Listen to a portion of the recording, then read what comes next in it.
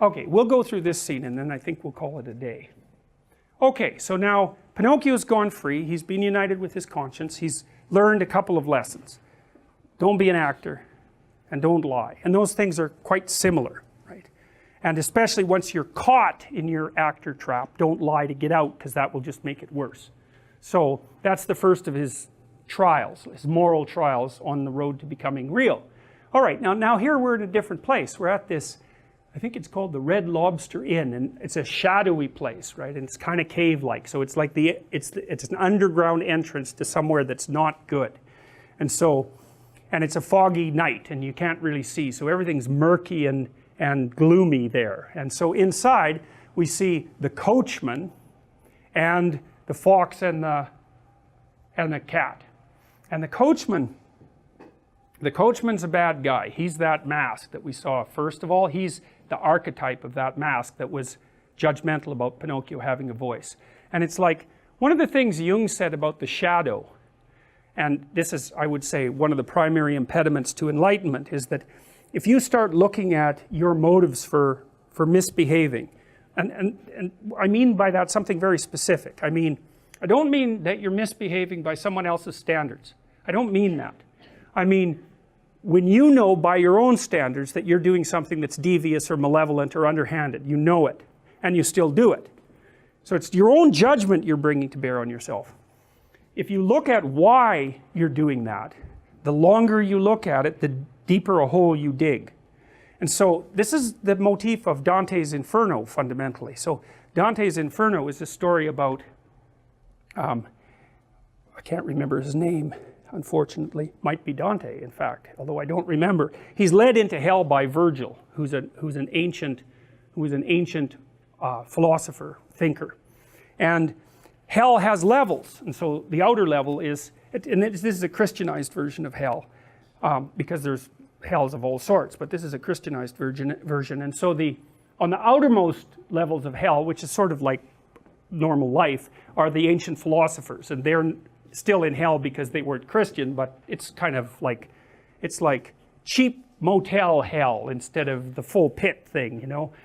And so then Dante goes deeper and deeper into hell until he gets right to the bottom of it. And it's been a while since I read it, but if I remember correctly, Satan himself is encased in ice at the bottom of hell, surrounded by people who betray others.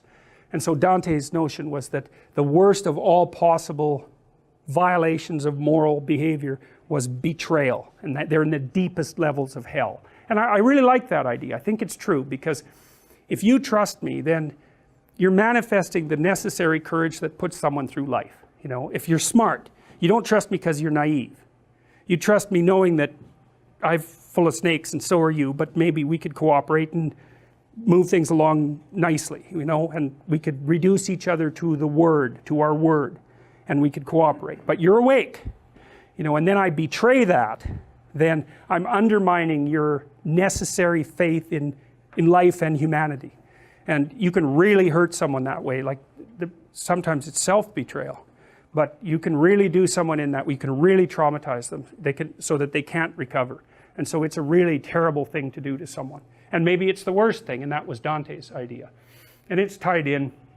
That makes very interesting reading if you read it at the same time as Milton's Paradise Lost, because those are metaphysical explorations. This is what they are. They're metaphysical explorations of the terrible places you can end up, and that people do end up.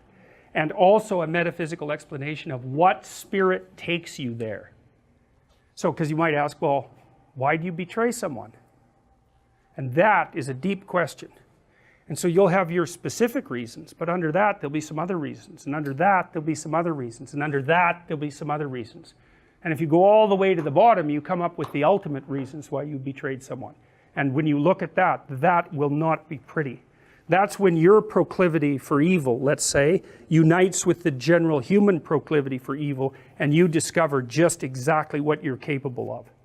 And so Jung's notion was that, well, that was a full encounter with the shadow, which is, I suppose, partly what this course is about, because one of the things that I believe I told you at the beginning was that I was going to try to help you understand how it might be that you could be an Auschwitz guard. And to really understand that, that's a horrifying thing to understand. But I'll tell you, If you want to grow some teeth, that's a really good thing to understand. So we were talking about your capacity to negotiate before. Like if you aren't a monster, you cannot negotiate. But if you've got that under control, then you don't have to be a monster. It's really paradoxical. So if you're just naive, well, you end up in jail and a marionette master has control over you. That's not helpful.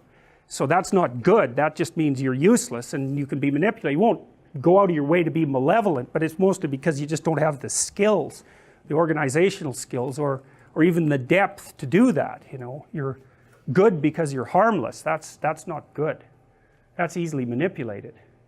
And so you think, well, how do you get out of that? Well, partly you watch people because you know what they're like, because you know what you're like, but you also know what you could do and would do if you were pushed. And so you don't have to show much of that when you're negotiating with someone for them to take you really seriously. So it's a strange thing, you know, but one of the things Jung pointed out too was that what you most need to know will be found where you least want to look. And that's because you haven't already looked there. And so it's a little different for everyone, right? Because your particular place you don't want to look isn't going to be the same as your place. But you're going to have a place you don't want to look. And what you haven't discovered, that's where it is. And so that's all partly going to be discovered by you looking at what you're capable of, what you're truly capable of. And, you know, people, especially on the compassionate end, think, well, no, I could never be like brutal like that. And that could be true, but you can kill people with compassion, no problem. That's the Freudian Oedipal situation. So think about working in a nursing home. So there's actually a rule of thumb, which I also use to guide my interactions with children and also with my clients, and I would say with people in general. Do not do anything for anyone that they can do themselves. All you do is steal, you just steal it from them. So imagine you're working with really elderly people, you know, they have Alzheimer's. It's like really easy to do things for them because, well, it isn't, because it's really a hard job. But it might be easier to do something for them than to let them struggle through it.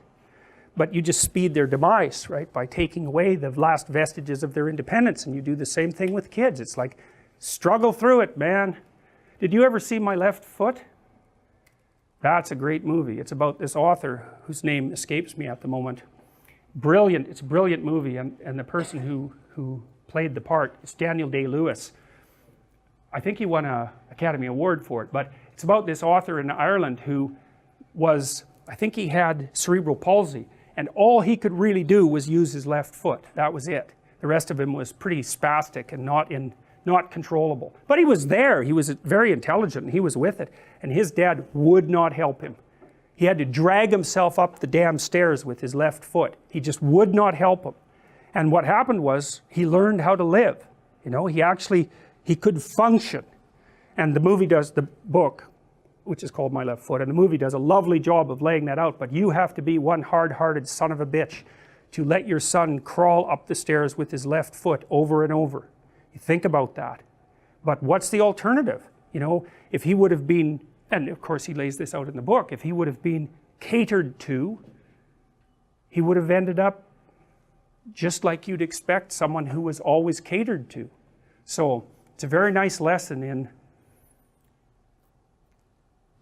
the triumph of fostering independence over too casual compassion.